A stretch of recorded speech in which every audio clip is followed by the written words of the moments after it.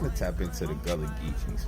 It seems like every time we get some information about the Gullah Geechees, it's always somebody freestyling. It's no documentation, it's information or receipts. And y'all know I'm the receipt guy. So let's just bring the receipts and let's dissect the receipts. Let's do it. Gullah, of or. Gullah, of or. Pertaining to blacks, of or. This is getting good already. On the sea islands of Georgia and South Carolina. 1739 first attested as a male slave's proper name, we'll get into that, of uncertain origin. Early 19th century folk etymology made it a shortening of Angola. 19th century, that's not that long ago.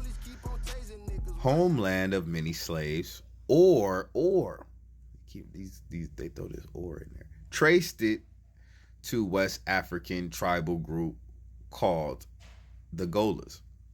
So they fishing around, they really don't know what we getting from this etymology. Let's look into it though.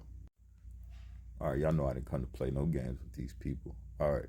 The Gola or the Gullah are a West African ethnic group who share a common cultural heritage, language, and history, and who live primarily in western, northwestern Liberia and eastern Sierra Leone.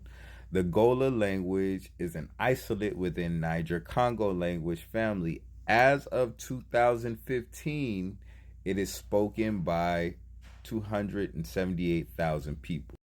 All right, don't want to spend too much time on this, but if you know about the American Colonization Society, they shipped thousands of so-called African American, indigenous Americans to Liberia in the early 19th century. Joseph Jenkins Robert, indigenous American, is actually the first and the seventh president of Liberia. Let's keep going. Okay, and when we look at the founding of Sierra Leone, that area was settled by 400 formerly enslaved black Britons who arrived off the coast of Sierra Leone on the 15th of May, 1787, accompanied by some English tradesmen.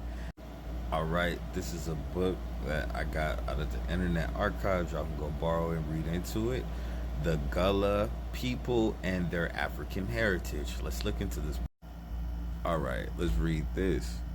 Indians as well as Africans were enslaved despite the law as early as 1671 that no Indian upon any occasion or pretense whatsoever is to be made a slave. The colonists soon disregarded these sanctions. Some were sent to the West Indies or northern colonies, which were publicly sold in Charlestown. But Indian slavery declined after 1720, and most of the remaining Native American slaves were apparently absorbed into the black community.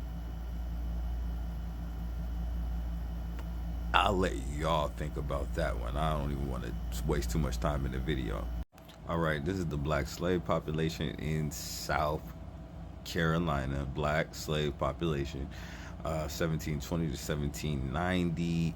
We got 11,828 slaves, and then 18,393 in total in 1720. Then we leap up to 1790, 70 years later.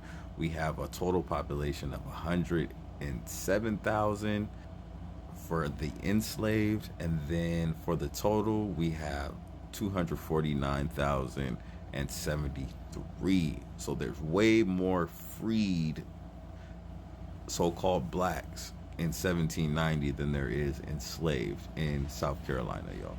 All right, y'all, so real quick, here is a list of plants and the use of them in South Carolina and then the use of them in Africa. For the most part, they use them for different things. Some of them they may use for the same thing, but for the most part, as you can see, they're used for different things. Y'all can go ahead and screenshot that if you. All right, and y'all know I'm dropping some gems because y'all know I don't even make videos this long. All right, the first known appearance in print of the word resembling Gullah so it resembled, it wasn't the same damn thing, was in South Carolina Gazette, May 12th, 1739. That's what they were talking about in the etymology, in an ad for a runaway Gola Harry. John Bennett claimed that it was derived from the Gola tribe of Liberia. One source of slaves brought into Charleston, Sam Stoney attributed to Angola, citing a passage in a trial of blacks involved in Denmark Vesey Rebellion in 1822 that referred to a ringleader as Gullah Jack and his company of Gullah or Angola Negroes. So again, he's just using his presumption and trying to make a connection, which there is no clear-cut connection of the Gullahs and the Angolas. There's just not. Y'all, as y'all can see, they keep trying to Africanize this damn word. Tying it back to Liberia. We're tying it back to Angola. They keep trying to Africanize it. You know what I'm saying?